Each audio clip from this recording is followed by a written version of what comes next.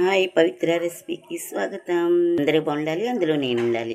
ఈరోజు మనం దొండకాయ ఉల్లికారం చేసుకుందాం. ఇదిగోండి దొండకాయలు, ఎండుమిరపకాయలు కారానికి, ఉల్లిపాయలు 2, కావలసిన ఉప్పు, పసుపు, కరివేపాకు, అల్లం వెల్లుల్లి, జీలకర్ర, కొద్దిగా పేస్ట్. ఈ ఉల్లిపాయలుని ఈ ఎండుమిరపకాయలు మిక్సీ చేసేయాలి.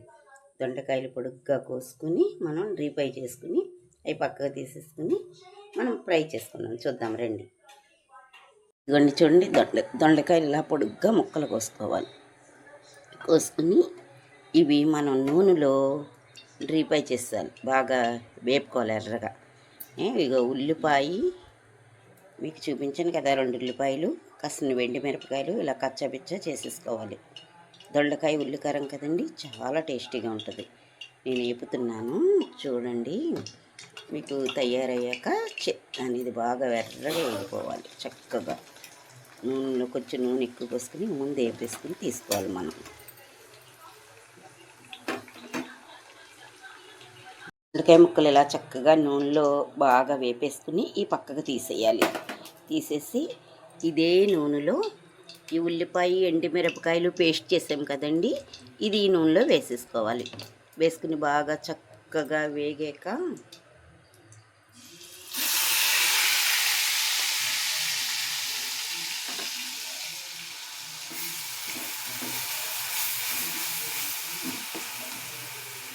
ఇందులోనే అల్లం, కొంచెం జీలకర్ర, వెల్లుల్లి పేస్ట్ వేసేసి చక్కగా బాగా వేపుకుని, ఇది బాగా వేగిన తర్వాత మనం ఈ ముక్కలు కూడా వేసేసుకోవాలి. వేసుకున్నాక పసుపు, టేస్ట్కి తగ్గట్టు కొంచెం ఉప్పు, కరివేపాకు వేసేసుకుని చక్కగా వేగాక దించేసుకుని కొత్తిమీరతో గార్నిష్ చేసుకుంటే సూపర్ ఫ్రై ఎంత బాగుంటుందో తెలుసా అండి. పప్పుచారు పక్కన మీరు ఇలాగే చేసుకోండి. దొండకాయ ఉల్లికారం సూపర్గా ఉంటుంది. మా అమ్మ చేసేవారు ఇది మా చిన్నప్పుడు. నాకు పెళ్ళి కాకముందు అమ్మ చేసి ఇది పెట్టేదన్నమాట. సూపర్గా ఉంటుందండి. మా అమ్మ చేసిన వంట నేను ఈరోజు చేస్తున్నాను. సూపర్గా ఉంటుంది. మీరు అలాగే టేస్ట్ చేయండి. పప్పుచారు పక్కన సైడ్ డిష్గా, పప్పు పులుసు పక్కన బాగుంటుంది అండి. ఇలాగే చేసుకుని మీరు తిండి. మొత్తం తయారయ్యాక చూపిస్తాను.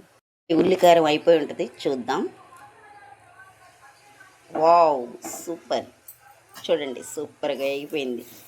మనం స్టవ్ ఆఫ్ చేసేసుకుని గిన్నెలోకి తీసుకుందాం.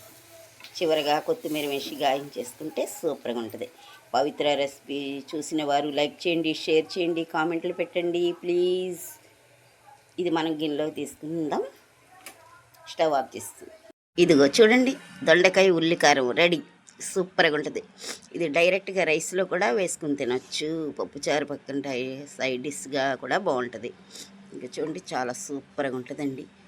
ఎంత బాగుంటుందంటే దొండకాయ బాగా నూనెలో వేగిపోయి చాలా సూపర్గా ఉంటుంది. దొండకాయ ఉల్లికారం చాలా సూపర్గా ఉంటుంది. మీరు ఇలాగే చేసుకోండి, ఓకేనా. పవిత్ర రెసిపీ చూసిన వాళ్ళు లైక్ చేయండి, షేర్ చేయండి, కామెంట్లు పెట్టండి. అందరూ బాగుండాలి, అందులో నేను ఉండాలి, ఓకేనా. బాయ్. మళ్ళీ ఇంకో రెసిపీతో కలుద్దాం.